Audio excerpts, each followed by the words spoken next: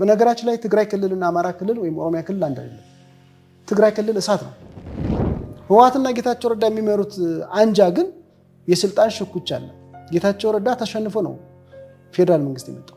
የደብረ ጽዮን ክንፍ ደግሞ እንደምታውቀው ለህገ መንግስቱም አይታዘዝም፣ ለምርጫ ቦርድም አይታዘዝም፣ ለመንግስትም አይታዘዝም። ብልጽግና ፓርቲ ወይም ገዢው ፓርቲ ህወሓትን አሁንም ይፈራዋል። በተለይ ደብረ ጽዮንን ይፈራዋል። ንብረት ወርሟል። አማራ ክልል 1.3 ትሪሊዮን ብር በላይ ንብረት ወርሟል። አሁንም እየወደመ ነው ያለው። ኦሮሚያ ክልልም ትግራይ ክልል ከ46 ቢሊዮን ምናምን ዶላር በላይ ወርሟል። ይህን ያወደምነው እኛ ነን። እነ ቻይና እና አሜሪካ ሌሎችም ሀገሮች የሚዋጉ ጥይት አምርተው ነው። እኛ ጥይት ገዝተን ነው የምንዋጋው። ወንድሜን ለመግደል ጥይት እገዛለሁ ገንዘብ ተበድሬ። ጌታቸው ረዳም ደብረ ጽዮንን በላቸው እየሰሩ ያሉት ለስልጣናቸው ነው እንጂ ለትግራይ ህዝብ አስበው አይደለም። የትግራይ ህዝብ አሁንም ችግር ላይ ነው ያለው። የሰሜን ጦርነት የተዋጋ ነው ህወሓት የሚባል ነቀርሳ ፓርቲን ለማጥፋት ነበር። አሁን ዛሬ ህወሓት ንጉስ ነው። በዶዘር የተቀበረባት ሀገር የመጀመሪያው ኢትዮጵያ ነች እኮ። እስላምና ክርስቲያኑ አብረው ተቀብሯል። ገዳዮቹ አሁንም እየጨፈሩ ነው ያሉት። ሲገድሉ ሲያግቱ የነበሩት አሁን እየተሾሙ ነው ያሉት። ጦርነት ይቁም ብለህ የምትታሰር ከሆነ 2 ዓመት መከላከያ ሰራዊታችን የወጋ ኢትዮጵያን የወጋ ኃይልን በክብር የምትለቅ ከሆነ በክብር የምታስተናግድ ከሆነ ከዚህ በላይ ሀገር መፍረስ የለም። ጌታቸው ረዳን እኔን ጨምሮ ወደ 10 ጊዜ ገለነው ነበር። በጣም የሚገርም እኮ ደግሞ የጌታቸው ረዳ እንዳለ ሆኖ ጌታቸው አሰፋ እኮ በህይወት አለ። ያንን ህዝብ የሚረሳ እንደ ኢዜማ እንደ አብን ያሉ ፖለቲካ ፓርቲ ኢትዮጵያ ውስጥ ከመመስረት ፖለቲካ ቢጠፋ ይሻላል።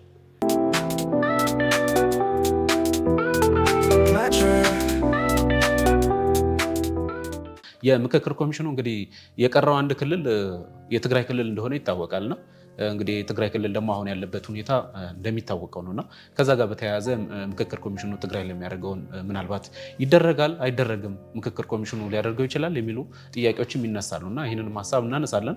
ከዚህ ጋር እያይዘን ግን ሰሞንኛ ሁኔታው የትግራይ ፖለቲካ ምን ይመስላል?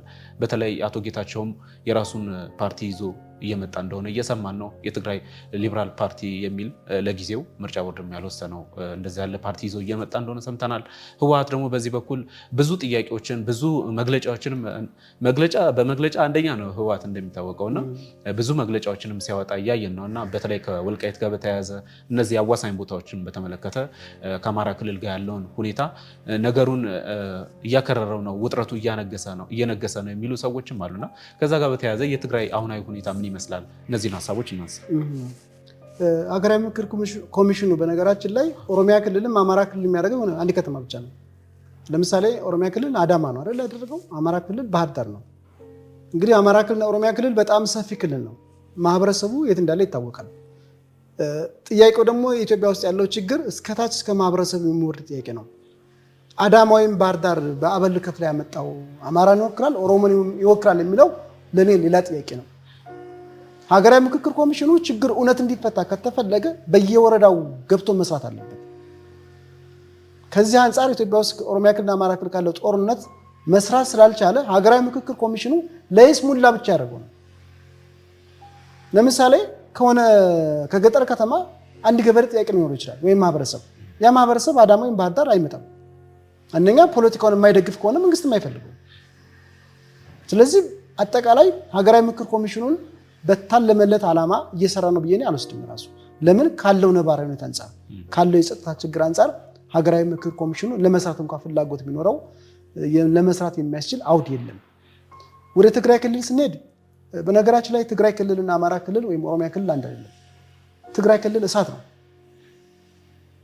እሳት ውስጥ ለመግባት እንግዲህ አንተ እሳት መሆን አለብህ። ከዛ አንጻር ትግራይ ክልል ያካሄዳል የሚለው ምናልባትም መቀሌ ሊያካሄድ ይችላል በተወሰኑ። ነገር ግን ትግራይ ክልል እንደ ሌሎች ክልሎች ተዘዋውሮ ስራውን ይሰራል ብዬ የሀገራዊ ምክክር ኮሚሽኑን በግሌ አልወስድም። ለምን የትግራይ ህዝብ አኩርፏል። ጌታቸው ረዳና ደብረጽዮን በሚዘውሩት ፖለቲካ እና የትግራይ ህዝብ የተለዩ ናቸው። የትግራይ ህዝብ ሆን ተብሎ በጦርነት እንዲገደል ተደርጓል። ህወሓት የትግራይ ህዝብ በልቶታል። አሁን የተረፈው የቆሰለ እጅ የሌለው የሆነን አካሉን ያጣ ወጣት ነው ያለው። ይህ ወጣት አሁን የመማር ዕድል እንኳን አላገኘም። ይህ ወጣት አሁንም ፖለቲካ ይነገድበታል። ሀገራዊ ምክክር ኮሚሽኑ ትግራይ ክልል ሄዶ ምክክር ቢያደርግ ማህበረሰቡ ራሱ የሚያነሳው ጥያቄ የፌዴራል መንግስቱም ይሁን የክልሉ መንግስት ይመልሰዋል ነው።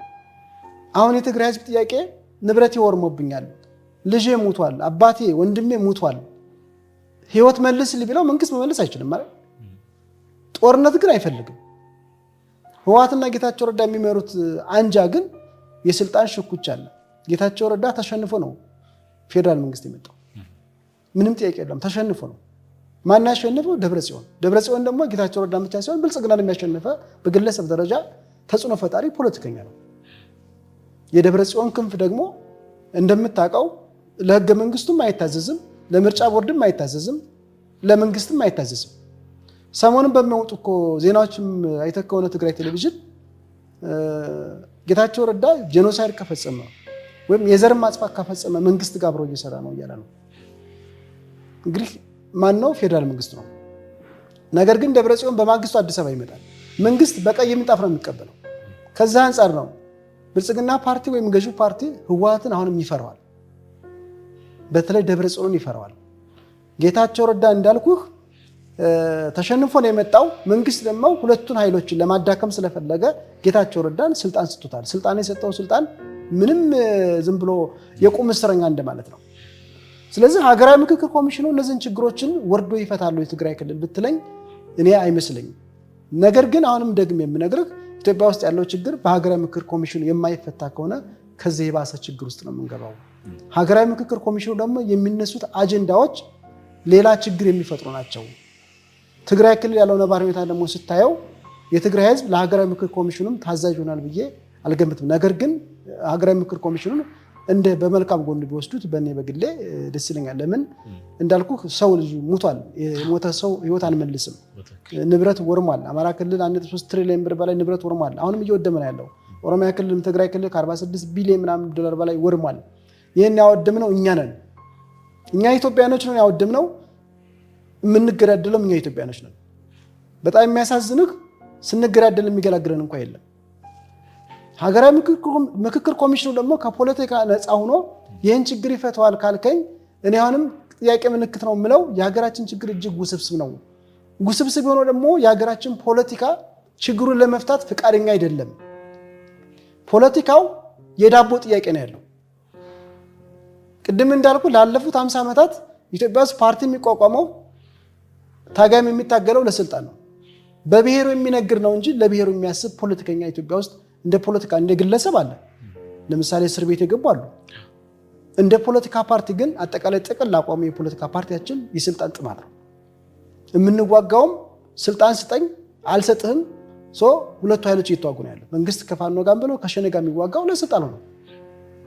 አማራን እየገደልክ ስለ አማራ መታገል አይቻልም። ኦሮሞን እየገደልክ ስለ ኦሮሞ ማውራትም ነውር ነው። ገዢው ፓርቲም ተቋሚም በለው ጫካ የገቡትም በለው ለብሔራቸው እየጠቀሙ አይደለም። ለምሳሌ በአማራ ስም የተቋቋሙ ፓርቲዎች አሉ። አማራ ሲሞት ድንታቸው አይደለም። ኦሮሚያ ክልልም ትግራይ ክልልም በተመሳሳይ እንደ ህዝብ እንዳልኩ ችግር የለም። ችግር ያለው እንደ ፖለቲከኞች ነው። ፖለቲከኞች ደግሞ በጦርነት የበለጸጉ ናቸው። በሰሜኑ ጦርነት የበለጸገ ፖለቲከኛ አለ። የማህበራዊ ሚዲያ የደም ነጋዴዎች አሉ፣ አክቲቪስቶች አሉ። እነዚህ ደግሞ ሀገራዊ ምክክር ኮሚሽኑ እንኳን ለስራ ብል አያሰሩትም። ሀገራዊ ምክክር ኮሚሽኑ እዛ አድርግ ያለው እዛ ተወያይቻለሁ እያለ ዜና ላይ ይወጣል። ዜና የሚወጣ በመንግስት ሚዲያ ነው። የመንግስት ሚዲያ ደግሞ ምንድነው የሚሰሩት ስራ? ቅድም ያልኩ የተደመሰሰ ፖለቲካ አራማጆች ናቸው።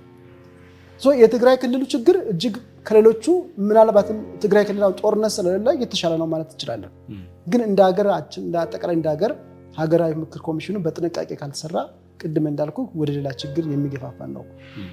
ሌላው ስለ ትግራይ ፖለቲካ ለመጨመር ያክል የትግራይ ፖለቲካ ሁላችንም እንደምናውቀው በሰሜኑ ጦርነት ከፌዴራል መንግስት ጋር ባለመግባባት ጦርነት ከፍተው የትግራይን ህዝብ ጨርሰዋል።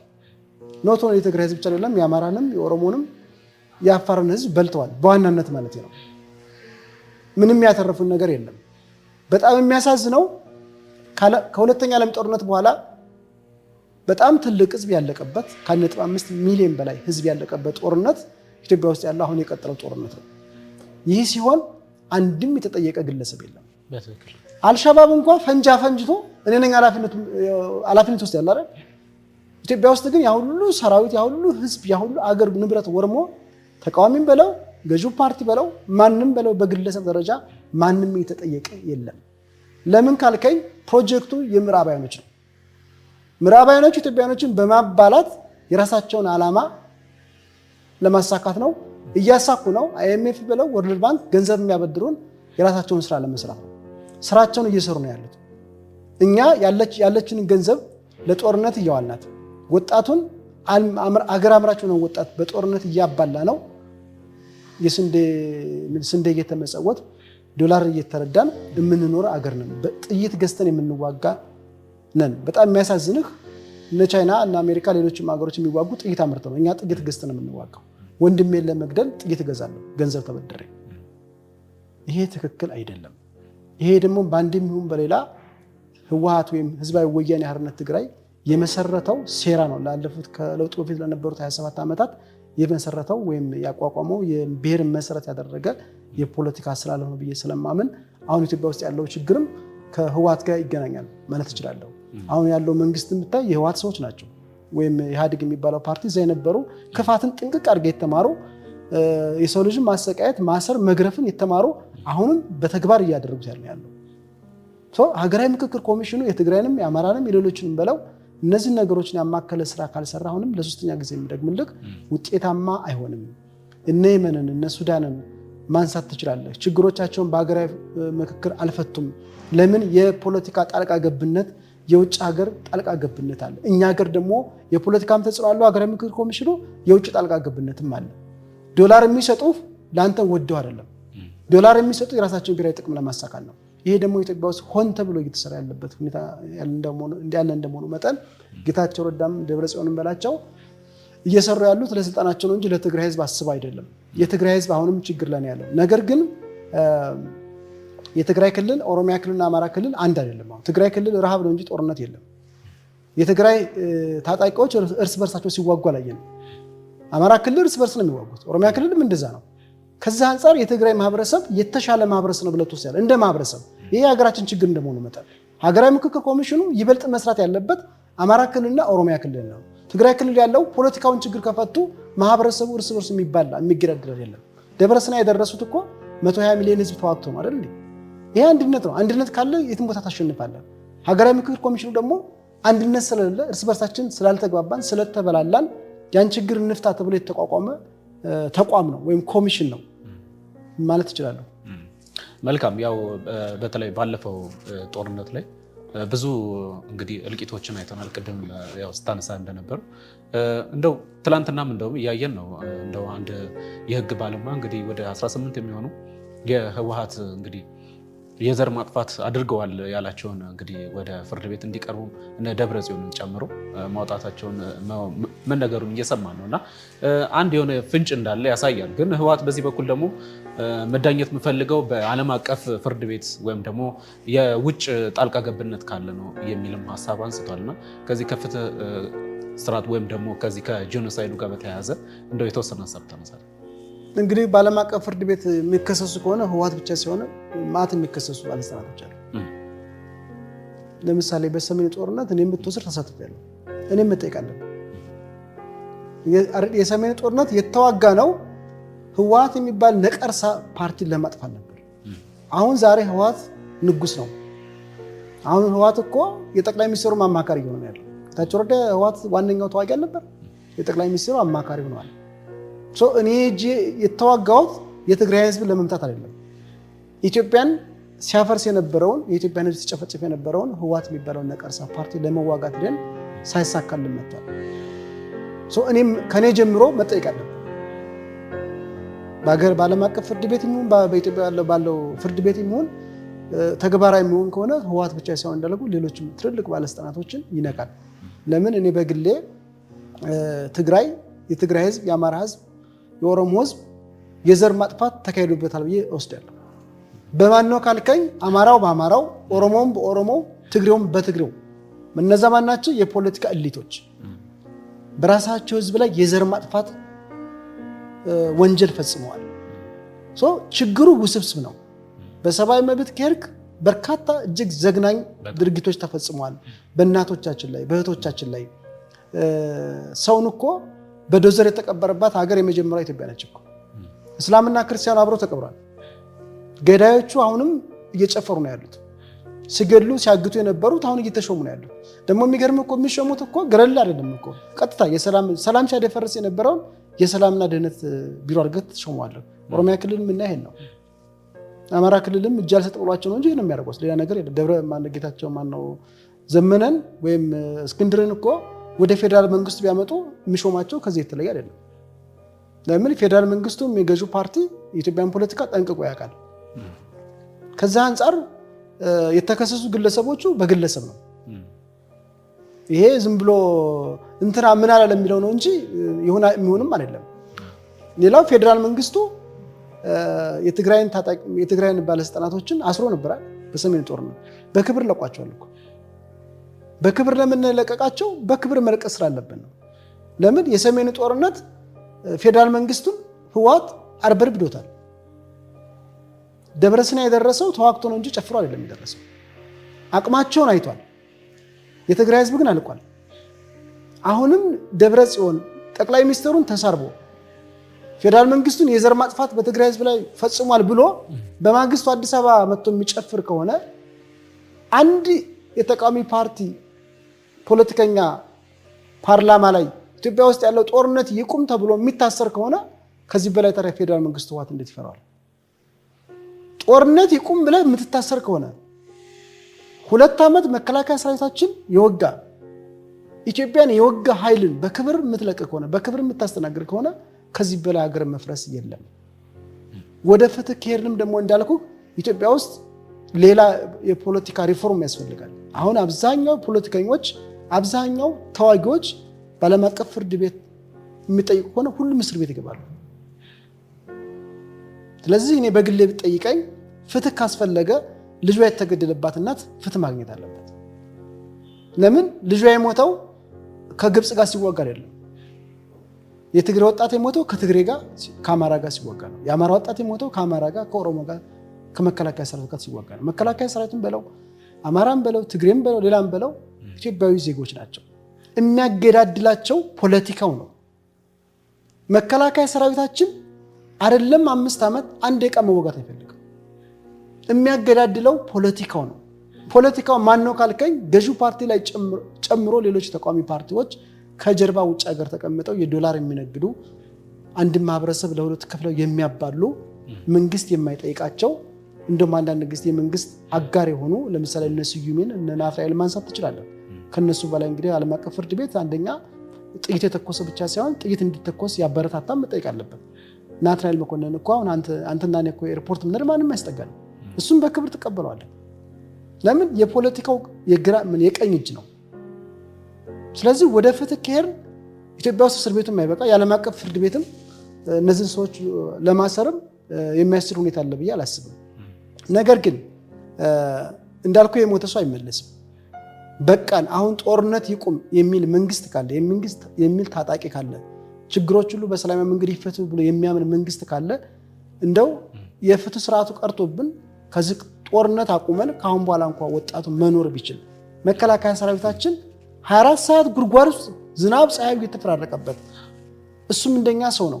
አንድ ቀን እንኳን ረፍት ቢያገኝ ይሄኔ ምኞቴ ነው። ግን ይሄ ነገር ይሆናል ወይ? አይሆንም።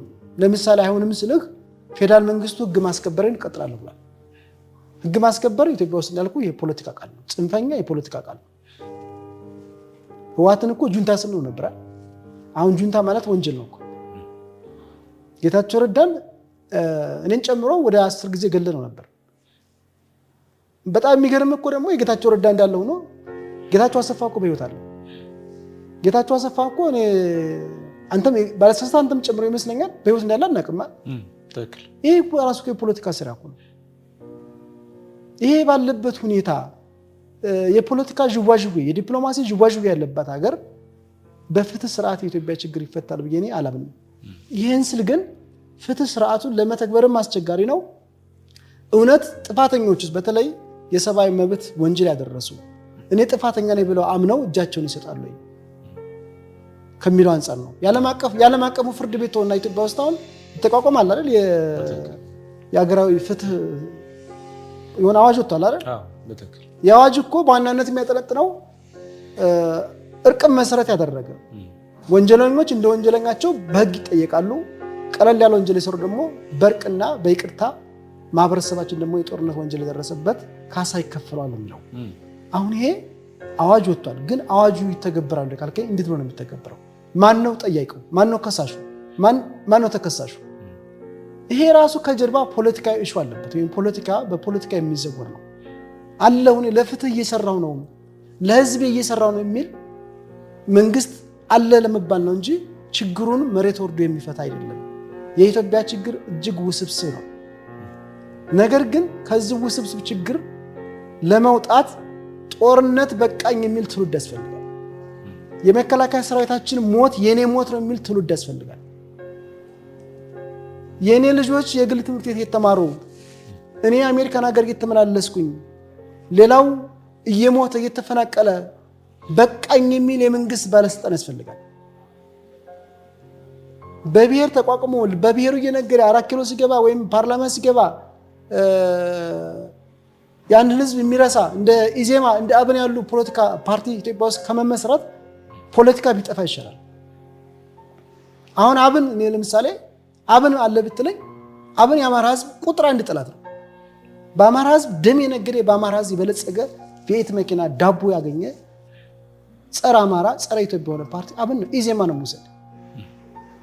ኢዜማን ብትወስድ ከሆነ እኮ ኢዜማ አብዛኞቹ አባሎቹ ተበታትነዋል።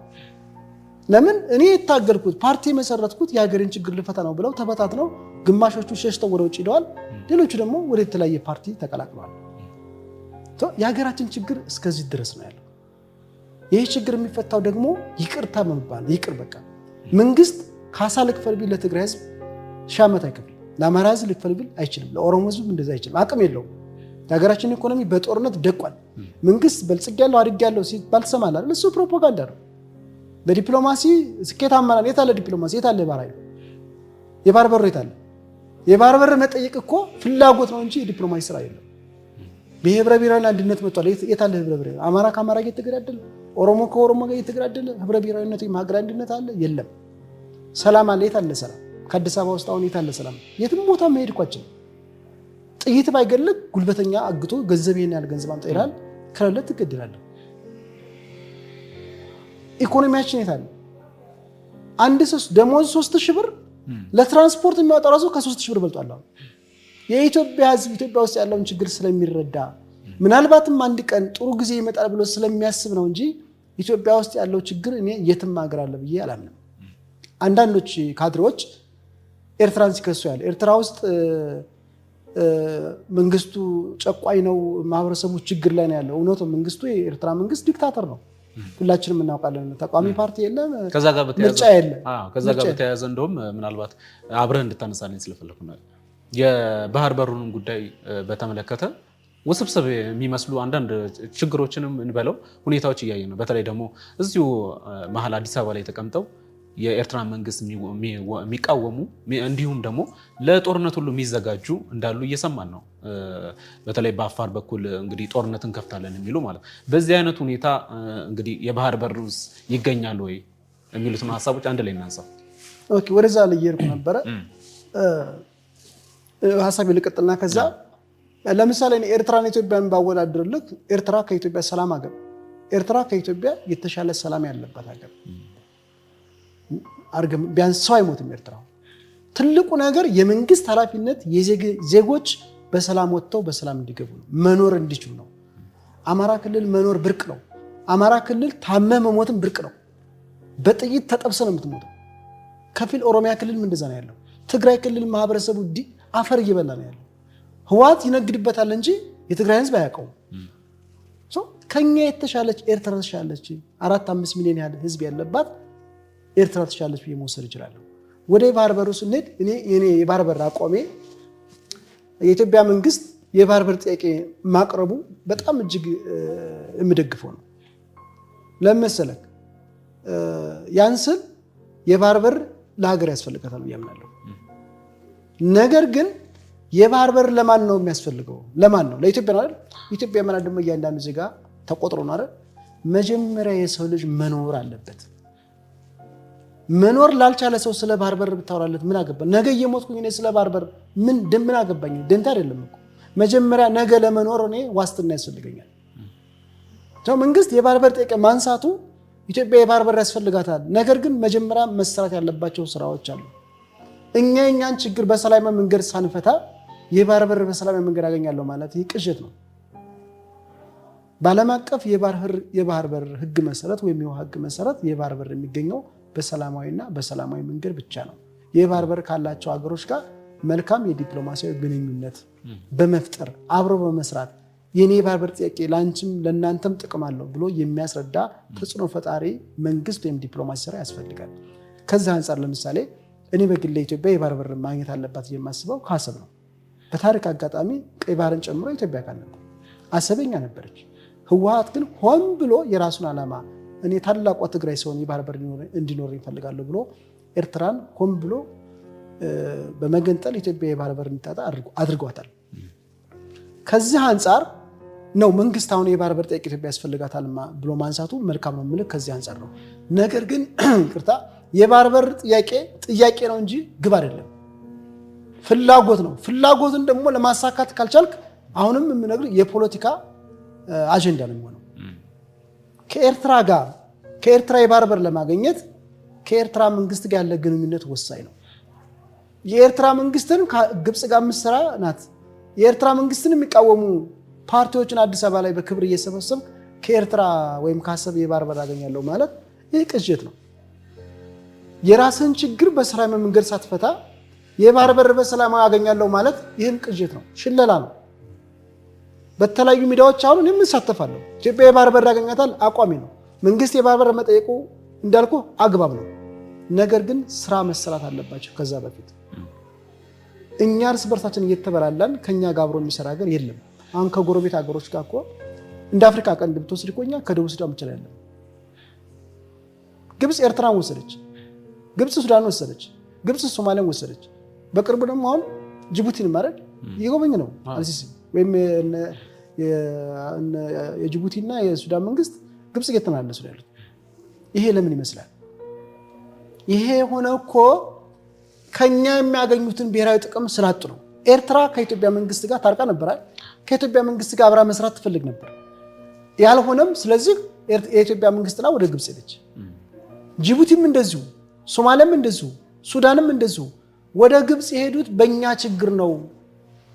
እኛ ችግሮቻችን በሰላም መንገድ መፍታት ስላልቻልን ኢትዮጵያ የጦርነት ጠማቂ ነች፣ ከኢትዮጵያ ጋር መስራት አንፈልግም፣ ጉልበት ካለው ሀገር ጋር ሰርተን መብታችን ወይም ብሔራዊ ጥቅማችን እናሳካለን። አሁን ጅቡቲ ኢትዮጵያ ከሌላ ሀገር የባህር በር እንድታገኝ አትፈልግም። ለምን? የጅቡቲ አብዛኛው 60% ከኛ ኪራይ የምንከፍለው የጅቡቲ ገቢ ነው። ኤርትራም የኢትዮጵያ መንግስት ዛሬ በሰሜን ጦርነት አብረው ተዋግተው አሁን ተጣልተው አሁን ደግሞ የባህር በር ብሰጥ ነገ እኔን ይወጋኛል ማለት የምታስበው የኢትዮጵያን ታሪካዊ ጥላትን ግብፅን በመጠቀም የኢትዮጵያ መንግስት የባህር በር እንዳያገኝ ሽባ እያደረጉት ነው ያሉት። የኢትዮጵያ መንግስት በተለያዩ ሚዲያዎችም ስለ ባህር በር ማውራቱ መልካም ነው። ነገር ግን የባህር በር የሚገኘው እንዴት ነው ካልከኝ የዓለም አቀፍ ሕግ መሰረት በማድረግ የዓለም አቀፉ የባህር በር ሕግ የባህር በር የሌላቸው ሀገሮች የባህር በር ካላቸው በነፃ ማግኘት አለባቸው ወይም መጠቀም መብታቸው ይላል። ይሄ ሲባል ግን በዲፕሎማሲና በድርድር ሰጥቶ በመቀበል ነው እንጂ በሽለላ አይደለም። የኤርትራ መንግስት ተቋሚ አዲስ አበባ እያሰለጠንክ ወይም እየሰበሰብክ ከግብጽ የባህር በር አገኛለሁ ማለት ቅድም እንዳልኩ ይሄ ህልም ነው፣ መቼም አይሳካም። በጉልበት ውስጥ ያለው ካልክም በጉልበት የሚባል ነገር የለም። የባህር በር በጉልበት መውሰድ ማለት ዓለም አቀፍ ህግ መጣስ ነው። ኢትዮጵያ የአባይ ውሃ አለ፣ የአባይን ውሃ አቁማ ግብጽን ማንበርከክ ትችላለች። ይሄም አይሰራም። የአባይ ውሃ የግብጽ ብቻ አይደለም፣ የዓለም ማህበረሰብ ነው። ግብጽ የአባይን ውሃ ሙሉ ለሙሉ ብንገድብ ግብጽ ብቻ ሳይሆን ሙሉ ተጠቂ የዓለም ሀገሮች እኛ ጋር ጥሩ አይሆንም፣ ወይም ለእኛ ያላቸው አመለካከት መልካም ነው። ይሄ ትክክል አይደለም። መሆን ያለበት በንግግርና በንግግር ብቻ የኢትዮጵያ የባህር በር ጥያቄ ለቀጠናውም ለኢትዮጵያም ምንድን ነው የሚያመጣው ፋይዳ የሚለውን የማሳመን ስራ መሰራት አለበት። በማን? በመንግስት፣ በኢትዮጵያ በእያንዳንዱ ዜጋ። ይሄ እየተሰራ ነው ወይ ካልከኝ እየተሰራ አይደለም። መንግስት ተጽዕኖ ፈጣሪ ሚዲያም የለውም፣ ተጽዕኖ ፈጣሪ ሰውም የለውም፣ ተጽዕኖ ፈጣሪ ዲፕሎማትም የለውም። በየሀገሩ የተመደቡ ዲፕሎማቶች ደሞዝ ይከፈላቸዋል እንጂ ሀገር የሚባል ነገር የማያውቁ። የመንግስት ስራውን በየቀኑ ስራ ጽንፈኛውን መደምሰስ፣ አሸባሪው ሸኔን መደምሰስና ህወሓትን ለሁለት በመክፈል ፓራላይዝ ማድረግ ላይ ነው መንግስት ተጠምዶ ያለው። የባህር በር ስለጠየቀ ብቻ የባህር በር ያገኝ ኤርትራ ጋር ያለን ግንኙነት ማሻሻል፣ የኤርትራ ተቃዋሚዎችን ከአዲስ አበባ ማስወጣት፣ ከጅቡቲ ጋር ያለንን ከሶማሊያ ጋር ያለንን አሁን ከሶማሊያ ለምሳሌ የሶማሊላንዱ ጋር የነበረውን ስምምነት ከዛ ጋር በተገናኘ የኢትዮጵያ መንግስትና የሶማሊያ መንግስት ችግር ውስጥ ገብቶ ነበር። የሶማሊያ መንግስትም ከፍተኛ የዲፕሎማሲ ጫና ፈጥራ እስከ ጸጥታው ምክር ቤት ድረስ በመሄድ ኢትዮጵያ የባህር በር ከሶማሊላንድ እንዳታገኝ አድርጋለች። ስኬታማ የዲፕሎማሲ ስራ ሰርታለች። እኛ እስካልከን እኛ መግለጫ ነው የምናወጣው። የኛ ስኬት መግለጫ ነው። ኢትዮጵያ የባህር በር ያስፈልጋታል መግለጫ፣ ጽንፈኛው እንደመስስ ነው መግለጫ፣ ኢትዮጵያ በኢኮኖሚ አድርጋለች መግለጫ። ይሄ ትክክል አይደለም። መንግስት ስራውን ባለመስራቱ ተርክዬ የራሷን ብሔራዊ ጥቅም መሰረት በማድረግ የኢትዮጵያ መንግስትና የሶማሊያ መንግስትን ራሷ ሀገር ወስዳ እንዲስማሙ አድርጋለች። እንዲስማሙ የሆኑት ደግሞ የሶማሌላንድን ስምምነት መንግስት ሰርዟል። እንዴት ካልከኝ ስምምነቱ የሚለው የኢትዮጵያ መንግስት የሶማሌን መንግስት ወይም የሶማሌን የሀገር ሉዓላዊነትን የግዛት አንድነትን በማክበር በሰላማዊ መንገድ ከሶማሌ መንግስት ጋር በመነጋገር በሰላማዊ መንገድ የባህር በር መተላለፊያ ያገኛል የሚለው የባህር በር መተላለፊያ ነው እንጂ የሚለው የባህር በር መተላለፊያ ማለት ኪራይ ማለት ነው እንደ ጅቡቲ። ይህም አይከፋም። ነገር ግን እኔ ብትጠይቀኝ ኢትዮጵያ የራሷ የባህር በር ያስፈልጋታል። ይሄ ደግሞ የእያንዳንዱ የኢትዮጵያ ዜጋ ጥያቄ መሆን አለበት፣ የመንግስት ብቻ አይደለም እንጂ ኪራይ እየከፈል የባህር ኃይል እያለን ባህር የማይገባ ኃይል ይዘን የመከላከያ ሰራዊታችን እያንዳንዱ ሚስጥራዊ እቃዎች ተፈትሸው እየመጡ እየገቡ ተፈትሸው እየወጡ የሀገር ሚስጥርህ አየር ላይ እየዋለ መቀጠል የሚቻል አይመስልም። ነገር ግን አሁንም የማሰምርልህ ይህን ስኬታማ ለማድረግ ጦርነት እናቁም። ጦረኛ መንግስት አለ፣ ጦረኛ ትውልድ አለ። መሀል ላይ የኢትዮጵያ ህዝብ ሳንድዊች ነው። ቅድም ለማንሳት ሞክሬያለሁ። መከላከያ ሰራዊታችን ጦርነት አይፈልግም። ፋኖም ጦርነት አይፈልግም። ሸኔም ኦላም ጦርነት አይፈልግም። ከፋኖ ጀርባ ያሉ ከኦላ ጀርባ ያሉ እንደ ሀገር ደግሞ ያለው ፖለቲካ ፓርቲዎች ጦርነት ይፈልጋሉ። ፋኖ ማለት እኮ ሰው ነው። ፋኖ ማለት እኮ የአማራ ተወላጅ ነው። ፋኖ ደግሞ የኢትዮጵያ የወል ስም ነው። ሸኔ ማለት እኮ የኦሮሞ ተወላጅ ነው። እንደ ሰው ራሱ ሙቶ ሰው ሙቶ አራት ኪሎ አይገባም መቼም ማለት የሚያገዳድልን ፖለቲካ ነው። ይሄ ፖለቲካ ዋናው ቋቱ ያለው የጽንፈኝነት ቋት ያለው መንግስት መዋቅር ነው ያለው።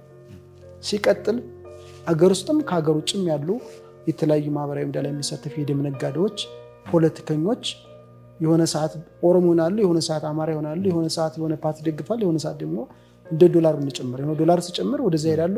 ዥዋዥው የሚጫወቱ ፖለቲከኞች አገር ውስጥም ከሀገር ውስጥም አሉ።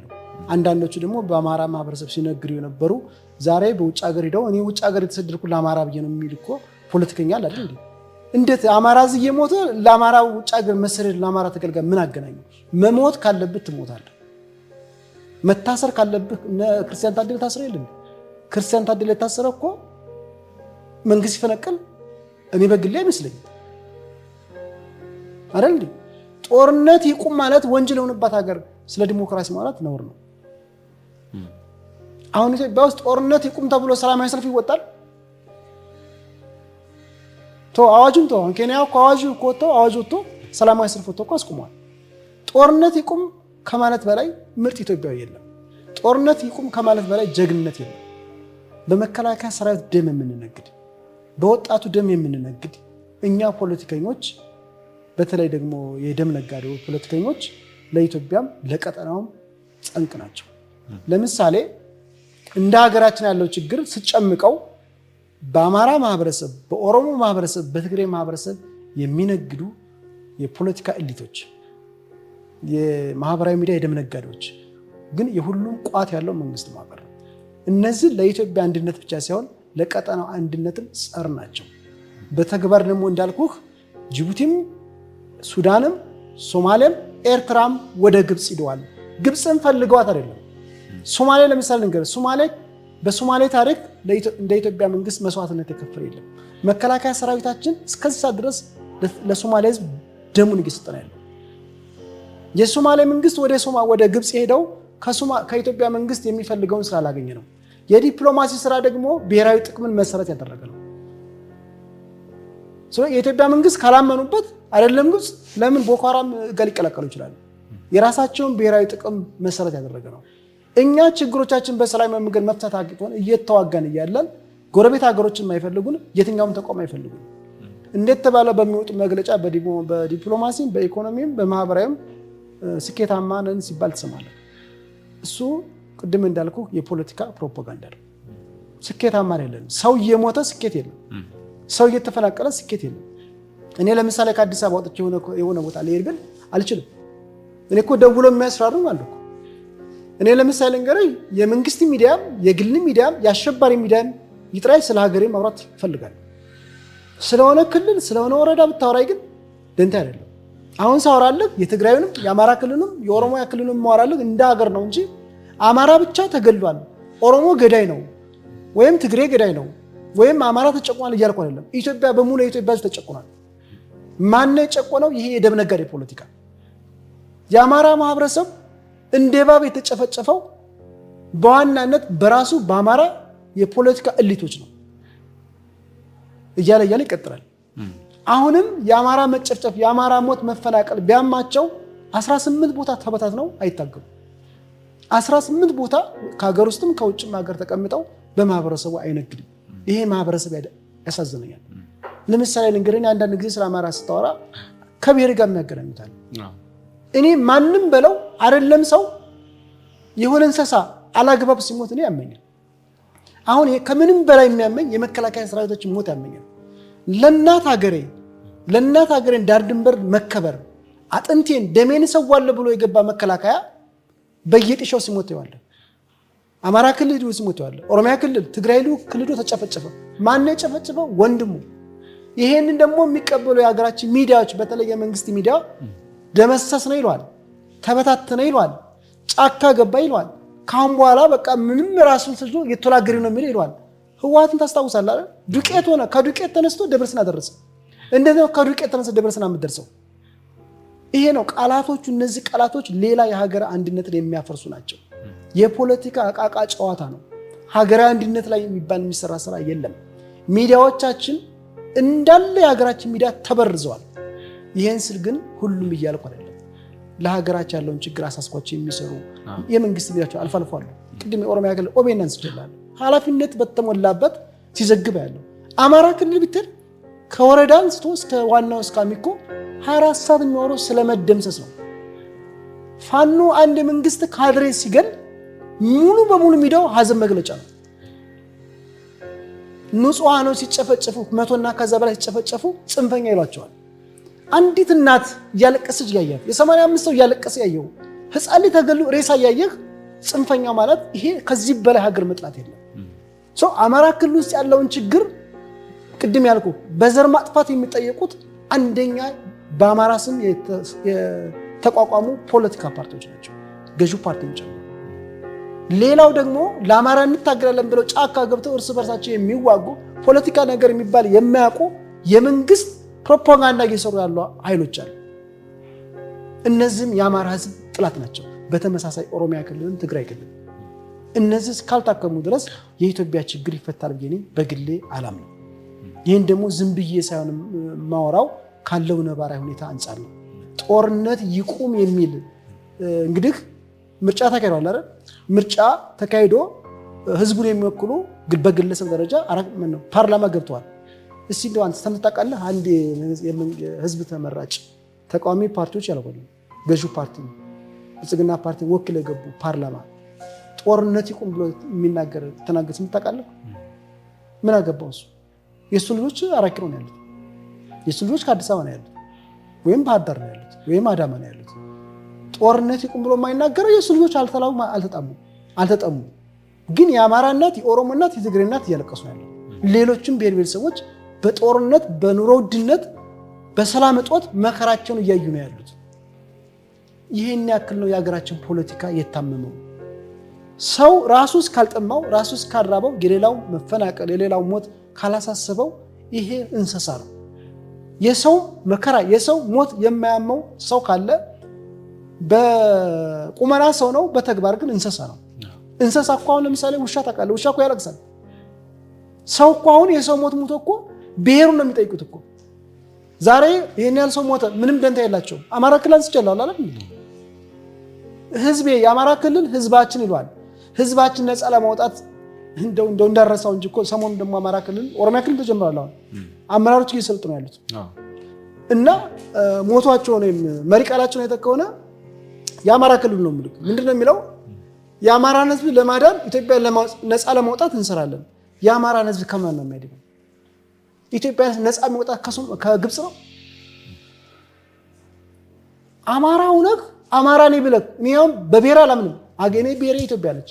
ግን ማንኛውም ዜጋ ሲሞት ሲገደል ለዛ ብሔር ጮሃለሁ። ያንስ በመጮሄ አማራ ነኝ ካልከኝ በለኝ፣ አይ ዶንት ኬር። አማራን ከአማራ ለመግደል የሚሰለጥን አመራር እኔ ህዝብ ነኝ ብል እንዴት ተሰማዋለሁ? ኦሮሚያ ክልልም ተጀምሯል። አሁን ጀግና ከሆንክ መዋጋት ያለብህ እንደ አድዋ ከውጭ ኃይሎች ጋር ወንድም ጋር ተጋለ ገለ ቀብረ መቅበርም የለም አፈናቅለህ አሰቃይተህ እኔ ይሄ ማረግ አለኝ እኔ ጀግና ነኝ ብትል አንተ ጀግና አይደለም፣ ወራዳ ነህ፣ ጸረ አድዋ ነህ፣ ጸረ ኢትዮጵያ ነህ። ስለዚህ አማራ ክልል እየሆነ ያለው ነገር በጣም ያሳዝነኛል። አማራን ለመግደል አማራ ሆነ እየሰለጠንክ፣ ኦሮሞን ለመግደል ኦሮሞ ሆነ እየሰለጠንክ፣ መከላከያ ሰራዊቶችን ለመግደል ኢትዮጵያ ሆነ እየሰለጠንክ፣ እኔ ሀገር ማለት ከዛ አንፃር ነው። ሀገር የሚባል ነገር እኔ አልገባኝም። ለኔ ሚዲያ ላይ ያለች ሀገርና ኢትዮጵያና ኢትዮጵያ የሚኖርባት ሀገር ለኔ በጣም ሰማይና ምድር ናቸው። ሁለቱ የማይገናኙ ደቡብ ሱዳንና ሱዳን ናቸው። እሺ አቶ ጥላሁን እንግዲህ ለጊዜውት አብረውን ስለቆዩ እጅግ አድርጌ አመሰግናለሁ። በቀጣይ ሌሎች ፕሮግራሞችንም እንግዲህ እንሰራለን ብዬ ተስፋ አድርጋለሁ። በዓለም አቀፍ እንግዲህ ግንኙነት ላይ ብዙ ስራዎችን እየሰሩ እንደሆነ አውቃለሁና ከዚህ ጋር በተያያዘ በቀጣይ የምናነሳቸው ሀሳቦች ይኖራሉ። ለጊዜው ግን ጊዜውትን ስለሰጡ አመሰግናለሁ። እኔም አመሰግናለሁ። ውድ ተመልካቾቻችን የዛሬውን ፕሮግራማችንን ያያችሁትን ይመስላል። አብራችሁን ስለነበራችሁ እጅግ አድርገን እናመሰግናለን። ይሄ ቢነሳ ቢቀነስ የምትሉት ቢጨመር የምትሉት ሀሳብ ካለ በስር በምታዩት ስልክ ቁጥር መልክታችሁን እንዲሁም ደግሞ ሀሳባችሁን አድርሱን። በስር በምትመለከቱት በኮሜንት ሴክሽን ደግሞ ሀሳባችሁን፣ አስተያየታችሁን በተለይ ደግሞ በዛሬው ውይይታችን ላይ ያያችሁትን እንዲሁም ደግሞ ይሄ ቢነሳ ጥያቄም ካለ እንድታደርሱን በኮሜንት ሴክሽን ላይ አስፍሩልን። ቤተሰብ ያልሆናችሁ ላይክ፣ ሰብስክራይብ፣ ሼር በማድረግ ደግሞ ይህንን መረጃ ደግሞ ላለረሳቸው እንድታደርሱ በአክብሮት እየጋበዝን የዛሬውን ፕሮግራማችንን አበቃን። መልካም ጊዜ ይሁንላችሁ።